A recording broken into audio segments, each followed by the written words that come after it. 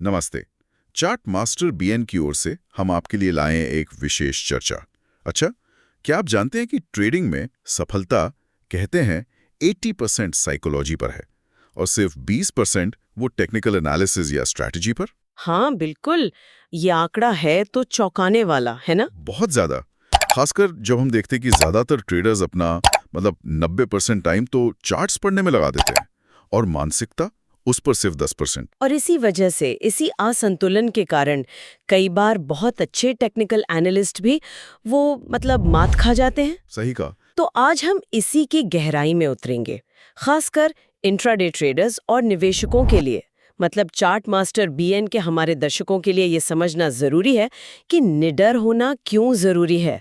Fearless, लेकिन reckless नहीं, लापरवाह नहीं। बिल्कुल, निडर और लापरवाह में फर्क। अच्छा, तो हमारी जो आज की बातचीत है इसका आधार क्या है? ये ट्रेडिंग साइकोलॉजी पर जो रिसर्च हुई है। हाँ वो है। और जो बड़े दिग्गज ट्रेडर्स हैं ना, जॉर्ज सोरोस, वॉरेन बफेट, उनके केस स्टडीज। हाँ, उनके तरीके। और हाँ, भारतीय बाजार की बात करें तो सेबी जैसी संस्थाओं की जो चेतावनी आती रहती है। बिल्कुल, वो भी जरूरी है। तो मिशन यही है, समझना कि भाई ये मानसिकता इतनी अहम क्यों है और ये सही वाली निडरता बिना लापरवाही के कैसे लाएं। एग्जैक्टली। तो चलिए शुरू करते हैं इसी 80-20 वाले नियम से। ये बात थोड़ी हैरान तो करती है, अगर 80% खेल दिमाग का है तो फिर लोग ट्रेडर्स इस पर ध्यान क्यों नहीं देते ज्यादा? हाँ, ये है तो एक बड़ा पैराडॉक्स, विरोधाभास। ट्रेडर्स अक्सर वो एक परफेक्ट इंडिकेटर या होली ग्रेल स्ट्रैटेजी, उसकी तलाश में रहते हैं। हाँ, जो कभी मिलती नहीं है। कभी नहीं मिलती। जबकि असली चाबी क्या है? किसी भी ठीक ठाक स्ट्रैटेजी को लगातार कंसिस्टेंटली लागू करने की जो मानसिक दृढ़ता है, वो। डिसिप्लिन के बाद ट्रेडर का दूसरा सबसे जरूरी गुण यही है, सही तरह की निडरता। सही तरह की लापरवाह हुए बिना जोखिम लेने की क्षमता, कैलकुलेटेड रिस्क। यही वो साइकोलॉजिकल बैलेंस है जो लगातार मुनाफा कमाने वालों को बाकियों से अलग करता है। देखिए, टेक्निकल एनालिसिस ज़रूरी है, मैं मना नहीं कर रही, पर उस एनालिसिस पर भरोसा करके सही टाइम पर वो बाय या सेल बटन दबाने की हिम्मत, वो ज़्यादा ज़रूरी है। ये बात सही है। तो फिर ये जो बारीक सी लाइन है निडर और लापरवाह होने के बीच, वो कहाँ है? कैसे पता चले कि हम कैलकुलेटेड रिस्क ले रहे हैं या बस जुआ खेल रहे हैं? बहुत अच्छा सवाल पूछा। देखिए, निडर ट्रेडिंग का मतलब है अपने एनालिसिस और रिस्क मैनेजमेंट के आधार पर सोच समझकर जोखिम लेना, और जो भी नतीजा हो, अच्छा या बुरा, उसके लिए तैयार रहना। जॉर्ज सोरोस का वो 1992 वाला ट्रेड याद है, ब्रिटिश पाउंड वाला? हाँ हाँ, वो जिसने बैंक ऑफ इंग्लैंड को तोड़ दिया था। जबरदस्त ट्रेड था वो। बिल्कुल। अब सुनने में लग सकता है $10 बिलियन की शॉर्ट पोजीशन, ये तो लापरवाही है, पर ऐसा था नहीं। नहीं था, सिर्फ अंदाजा नहीं था उनका। बिल्कुल भी नहीं। सोरोस और उनकी टीम ने महीनों लगाए थे ब्रिटेन की इकोनॉमी की कमजोरी, वहां का पॉलिटिकल प्रेशर, और वो ईआरएम था ना, यूरोपियन एक्सचेंज रेट मैकेनिज्म, उसमें पाउंड की जो अस्थिर सिचुएशन थी, उसका पूरा गहरा एनालिसिस किया था। महीनों तक? हाँ, और उन्होंने पहले एकदम से 10 बिलियन नहीं लगाए, पहले छोटी पोजीशन ली, करीब $1.5 बिलियन की, जैसे पानी का टेम्परेचर चेक कर रहे हो। अच्छा, टेस्टिंग। हाँ बिल्कुल। फिर जब जर्मनी के अधिकारियों के बयान आए जिससे उनकी थ्योरी को और बल मिला, तब उन्होंने पूरे कॉन्फिडेंस से पोजीशन बढ़ाई $10 बिलियन तक।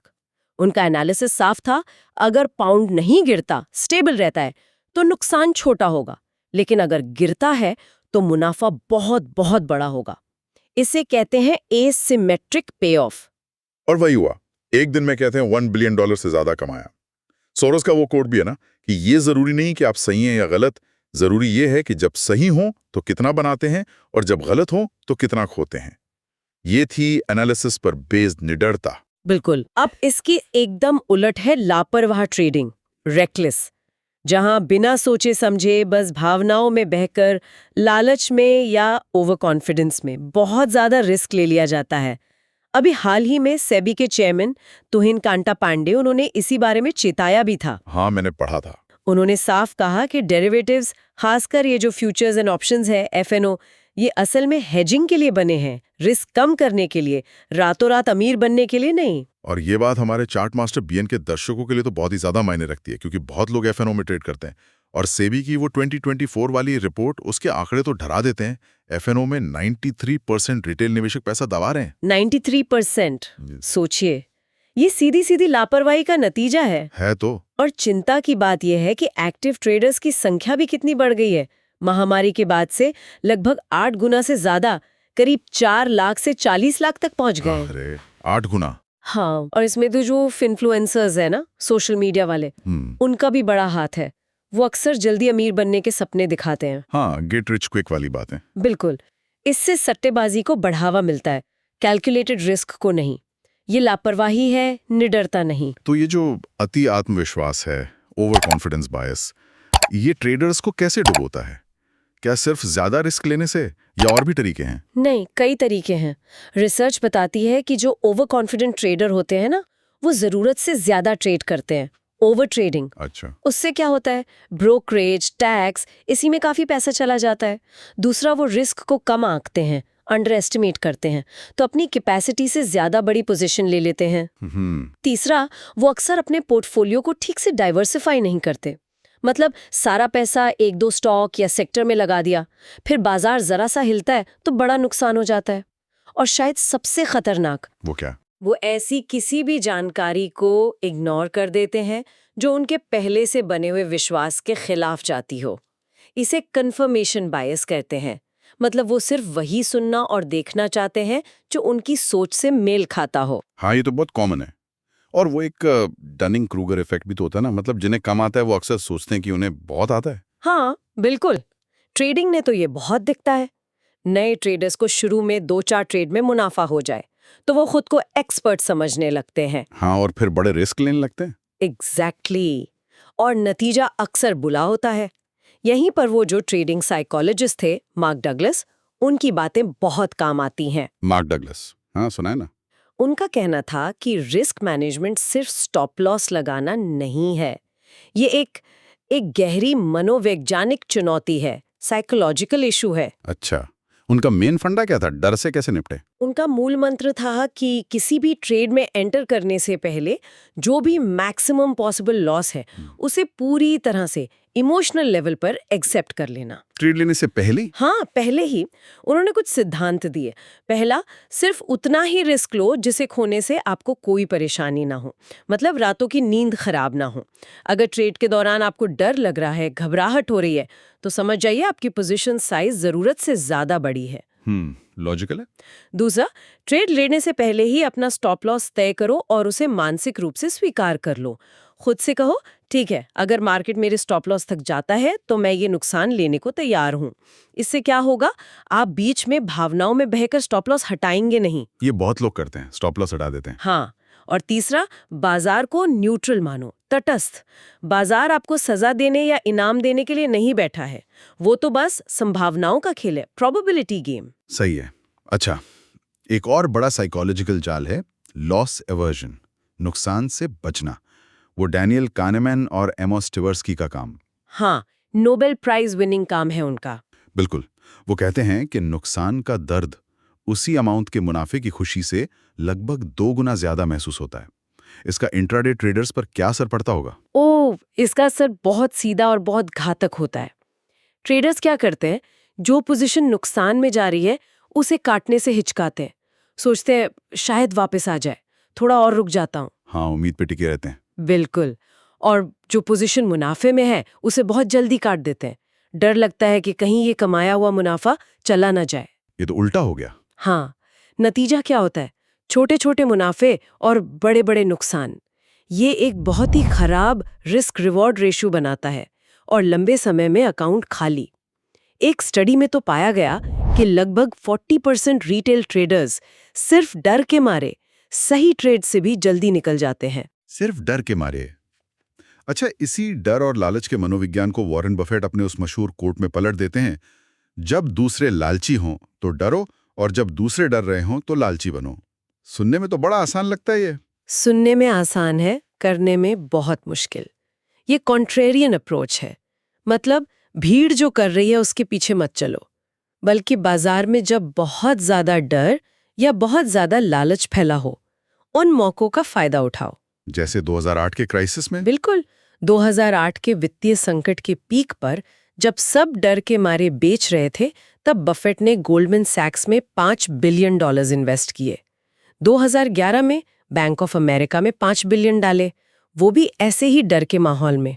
ये लापरवाही नहीं थी। नहीं, बिल्कुल नहीं। उन्होंने ये निवेश बहुत अच्छी शर्तों पर किए थे। उनमें सेफ्टी मार्जिन था, जैसे डिविडेंड और वारंट्स शामिल थे। ये कैलकुलेटेड निडरता थी। तो मतलब बफेट की सफलता का राज सिर्फ ये नहीं कि वो अच्छी कंपनियां चुनते हैं, बल्कि उनका स्वभाव, उनका टेम्परमेंट भी है कि बाजार के शोर शराबे और उतार चढ़ाव में शांत और अनुशासित रह पाते हैं। हाँ, टेम्परामेंट का बहुत बड़ा रोल है उनकी सफलता में। वो शॉर्ट टर्म इमोशंस पे ध्यान नहीं देते। वो कंपनी की इंट्रिंसिक वैल्यू, उसकी असल कीमत पर फोकस करते हैं। जैसा कई अच्छे फाइनेंशियल एडवाइजर्स कहते हैं, स्मार्ट इन्वेस्टर वो है जो जानता है कि डर या लालच में आकर फैसले नहीं लेने हैं। बफेट और सोरोस के अलावा क्या और भी सफल ट्रेडर्स हैं जो इसी तरह के साइकोलॉजिकल प्रिंसिपल्स फॉलो करते हैं? हाँ, बिल्कुल है। जैसे रे डालियो हैं, ब्रिजवाटर एसोसिएट्स के फाउंडर। वो अपनी सफलता का क्रेडिट एक सिस्टमैटिक डिसीजन मेकिंग प्रोसेस को देते हैं। एक ऐसा तरीका जो इमोशंस को हटाकर निडर लेकिन कैलकुलेटेड रिस्क लेने में मदद करता है। उनका वो प्रिंसिपल्स वाला फ्रेमवर्क। हाँ, वही, जिसमें लक्ष्य तय करना, प्रॉब्लम पहचानना, डायग्नोसिस करना, फिर सॉल्यूशन डिजाइन करना और उसे लागू करना शामिल है। वो रैडिकल ट्रूथ एंड ट्रांसपेरेंसी पर बहुत जोर देते हैं। मतलब सच्चाई को स्वीकार करो, चाहे वो कितनी भी कड़वी क्यों ना हो। उनकी वो रिस्क पैरिटी स्ट्रैटेजी भी वो रिस्क को बैलेंस करने पर ही आधारित है, ताकि कोई एक गलती सब कुछ डुबो ना दे। अच्छा, और स्टैनली ड्रकनमिलर जो सोरोस के साथ काम करते थे। ड्रकनमिलर, हाँ। वो उन मौकों की तलाश में रहते थे जहां पॉसिबल गेन पॉसिबल लॉस से कहीं ज्यादा हो, एसिमेट्रिक पेऑफ्स। और जब उन्हें ऐसा मौका दिखता था तो वो बड़ा दाव लगाने से हिचकिचाते नहीं थे। जैसे जर्मन रियूनिफिकेशन के टाइम करेंसी मार्केट में। इन सब महान ट्रेडर्स में एक बात कॉमन है, गहरी रिसर्च, एनालिसिस और उस पर आधारित निडरता। भावनाओं में बहकर लिया गया फैसला या अंधा जुआ नहीं। ठीक है, तो अब आते हैं सबसे जरूरी सवाल पर। एक आम इंट्राडे ट्रेडर या निवेशक, खासकर हमारे चार्ट मास्टर बीएन के दर्शक, वो इस निडर पर लापरवाह नहीं वाली मानसिकता को अपनी रोज की ट्रेडिंग में कैसे उतार सकता है? इसका कोई प्रैक्टिकल तरीका, कोई फ्रेमवर्क है? हाँ, बिल्कुल है। और इसकी शुरुआत होती है एक बहुत ही सिंपल लेकिन बहुत पावरफुल नियम से, 1% रिस्क रूल। 1% रूल? हाँ, मतलब किसी भी एक ट्रेड पर अपनी कुल ट्रेडिंग कैपिटल का 1% से ज्यादा रिस्क कभी न लें। अगर आपके पास मान लीजिए 1 लाख रुपए की कैपिटल है, तो एक ट्रेड में आपका मैक्सिमम लॉस 1000 से ज्यादा नहीं होना चाहिए। अच्छा, ये नियम साइकोलॉजिकली कैसे मदद करता है? यह आपके लॉस को इतना छोटा रखता है कि आप इमोशनली परेशान न हो। जब आपको पता है कि एक ट्रेड में आप ज्यादा से ज्यादा सिर्फ 1% ही गवा सकते हैं, तो आप डर के बिना अपनी स्ट्रैटेजी को ठीक से एग्जीक्यूट कर पाते हैं। ये आपको लगातार कई छोटे छोटे लॉस झेलने की हिम्मत देता है, जो कि किसी भी ट्रेडिंग स्ट्रैटेजी का हिस्सा है। कोई भी स्ट्रैटेजी 100% सही नहीं होती। इसके बाद आता है पोजीशन साइजिंग। पोजीशन साइजिंग मतलब कितने शेयर या लॉट खरीदने हैं? हाँ, ये आपके 1% रूल और आपके स्टॉप लॉस की दूरी पर निर्भर करता है। यहीं पर वो निडरता और लापरवाही के बीच का फर्क साफ दिखता है। इसको थोड़ा और समझाएंगी?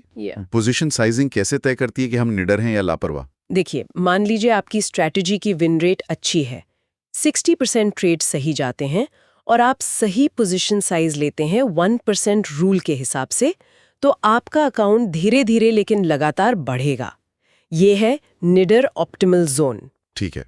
लेकिन अगर आपकी विन रेट कम है, मान लीजिए 40%, और आप फिर भी बड़ी पोजीशन साइज लेते हैं, तो आपका अकाउंट या तो बहुत धीरे बढ़ेगा या शायद घटेगा ही, और उसमें बहुत उतार चढ़ाव आएंगे। ये है लापरवाह डेंजर जोन। समझ गया। तो जो नए ट्रेडर्स हैं, उन्हें तब तक छोटी पोजीशन साइज रखनी चाहिए जब तक वो लगातार मुनाफा कमाना न सीख जाएं। और वो रिकवरी वाली गणित भी तो है जो अक्सर लोग भूल जाते हैं। हाँ, वो समझना बहुत जरूरी है। अगर आप अपनी कैपिटल का 10% गवाते हैं, तो उसे वापस पाने के लिए आपको 11.11% कमाना होगा। अच्छा। 25% लॉस की भरपाई के लिए 33% गेन चाहिए, और अगर आपने 50% कैपिटल उड़ा दी, तो आपको बची हुई कैपिटल पर 100% रिटर्न कमाना होगा सिर्फ ब्रेक इवन करने के लिए। मतलब पैसा डबल करना होगा। बाप रे, 100% रिटर्न सिर्फ बराबर आने के लिए? ये गणित तो साफ दिखाता है कि बड़े लॉस से बचना कितना जरूरी है। एक बड़ी गलती खेल से बाहर कर सकती है। बिल्कुल। इसे रोकने के लिए क्या एक स्ट्रक्चर्ड प्री ट्रेड रूटीन, मतलब ट्रेड लेने से पहले की तैयारी मदद कर सकती है? निश्चित रूप से एक अच्छा प्री ट्रेड रूटीन डर को कम करता है और डिसिप्लिन बढ़ाता है। इसमें कुछ स्टेप्स होने चाहिए। पहला, मेंटल प्रिपरेशन। ट्रेड लेने से पहले जीत और हार दोनों की कल्पना करें और जो पॉसिबल लॉस है उसे इमोशनली एक्सेप्ट करें। अगर आप उस लॉस के विचार से कंफर्टेबल नहीं है तो पोजीशन साइज कम करें। ठीक है। दूसरा, रिस्क की पुष्टि। चेक करें कि आपका रिस्क 1% रूल के अंदर है। स्टॉप लॉस के बेसिस पर सही पोजीशन साइज कैलकुलेट करें। तीसरा, अपने एज की पुष्टि। एज मतलब आपकी वो कंडीशन जिसके बेस पर आप ट्रेड लेते हैं। क्या ये सेटअप आपकी ट्रेडिंग स्ट्रैटेजी के सारे क्राइटेरिया पूरे कर रहा है? अगर जरा भी शक है तो ट्रेड न करें। शक में ट्रेड नहीं। बिल्कुल। चौथा, एग्जीक्यूशन कमिटमेंट। एक बार एनालिसिस पूरा हो गया, रिस्क एक्सेप्ट कर लिया, तो फिर बिना दोबारा सोचे तुरंत ट्रेड लें। हिचकिचाहट वो अक्सर अच्छे मौके गंवा देती है। ये तो बहुत ही सिस्टमैटिक तरीका लग रहा है। ये डर को मैनेज करने और कॉन्फिडेंस बढ़ाने में मदद कर सकता है। बिल्कुल। और इसके साथ ही रे डालियो के वो थिंकर और वॉचर वाली बात भी काम आती है। थिंकर और वॉचर? हाँ, मतलब अपनी विचारों और भावनाओं को एक बाहरी व्यक्ति की तरह देखने की क्षमता डेवलप करना। इसे मेटाकॉग्निशन कहते हैं, मतलब सोचने के बारे में सोचना। एक ट्रेडिंग जर्नल रखना इसमें बहुत मदद करता है, जिसमें आप सिर्फ ट्रेड नहीं बल्कि उस समय आपकी मानसिक और भावनात्मक स्थिति क्या थी वो भी नोट करें। अच्छा, अपनी फीलिंग्स को भी ट्रैक करना। हाँ, ये सेल्फ अवेयरनेस बढ़ाने के लिए बहुत जरूरी है। और गलतियों से सीखने वाली मानसिकता, जैसा सोरोस ने कहा था, ट्रेडिंग उन लोगों के लिए नहीं है जो ये मान ही नहीं सकते कि वो गलत हो सकते हैं। बिल्कुल सही बात। रे डालियो तो गलतियों को खजाना मानते हैं, ट्रेजर, क्योंकि हर गलती सीखने का एक मौका है। जब ट्रेडर्स गलतियों के डर से आजाद हो जाते हैं ना, तो वो ज्यादा क्रिएटिव और कॉन्फिडेंट बनते हैं। फेलियर को लर्निंग अपॉर्चुनिटी की तरह देखना, ये निडर ट्रेडिंग साइकोलॉजी डेवलप करने के लिए बहुत जरूरी है। तो अंत में ये सब कुछ बैलेंस बनाने के बारे में है। संतुलन। अनुशासन के बिना निडरता वो लापरवाही बन जाती है। हाँ। और निडरता के बिना अनुशासन वो आपको अच्छे मौके लेने से रोकता है। पॉल ट्यूडर जोन्स का वो कोट याद आता है, हीरो मत बनो, ईगो मत रखो। बिल्कुल सही। एक ट्रेडर का लापरवाह से निडर और अनुशासित बनने का जो सफर है ना, उसमें टाइम लगता है, मेहनत लगती है। ये रातों रात नहीं होता। कितना टाइम लग सकता है अंदाजन? देखिए, ये पर्सन टू पर्सन डिपेंड करता है, पर आमतौर पर 12 महीने या उससे ज्यादा का डेडिकेटेड अभ्यास लग सकता है। ये एक सीखी हुई स्किल है, कोई जन्मजात गुण नहीं है। शुरुआत में हो सकता है सक्सेस रेट कम हो, फिर रिस्क मैनेजमेंट सीखने से सुधार आता है और धीरे धीरे एक्सपीरियंस के साथ कॉन्फिडेंस बढ़ता है, डिसीजन मेकिंग बेहतर होती है, जिससे सक्सेस रेट 70-75% या उससे ज्यादा तक भी पहुंच सकती है। तो इस पूरी चर्चा का सार, एसेंस क्या निकलता है हमारे चार्ट मास्टर बीएन के दर्शकों के लिए? सार ये है कि ट्रेडिंग में लॉन्ग टर्म सक्सेस के लिए टेक्निकल स्किल्स से कहीं ज्यादा साइकोलॉजिकल मजबूती जरूरी है। अगर 80% खेल माइंडसेट का है, तो हमें अपने सीखने और प्रैक्टिस का 80% टाइम इसी पर लगाना चाहिए। सही बात है। और ये बात भारतीय रिटेल निवेशकों और इंट्राडे ट्रेडर्स के लिए खास तौर पर जरूरी है। खासकर वो सेबी की चेतावनियां और एफएनओ में 93% लॉस वाले आंकड़े वो साफ बताते हैं कि माइंडसेट पर काम करना कितना क्रिटिकल है। तो मतलब मेन मैसेज है डिसिप्लिन, स्ट्रिक्ट रिस्क मैनेजमेंट, जैसे वो 1% रूल, हाँ। इमोशंस पर कंट्रोल, सेल्फ अवेयरनेस और गलतियों से लगातार सीखने की इच्छा।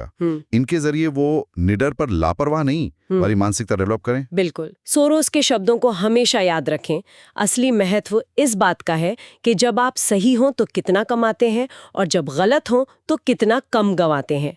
यही मानसिकता आपको उन टॉप 10% ट्रेडर्स में शामिल होने में मदद कर सकती है जो लगातार पैसा बनाते हैं। और जाते जाते एक सवाल हम अपने श्रोताओं के लिए छोड़ना चाहेंगे। जरा सोचिएगा, आप अपने ट्रेडिंग या निवेश के सफर में कितना प्रतिशत समय और एफर्ट अपनी साइकोलॉजी, अपनी मानसिकता को मजबूत करने पर लगाते हैं और कितना टेक्निकल एनालिसिस पर? क्या इसी बैलेंस को बदलने में सफलता की वो चाबी छिपी हो सकती है जिसे आप ढूंढ रहे हैं?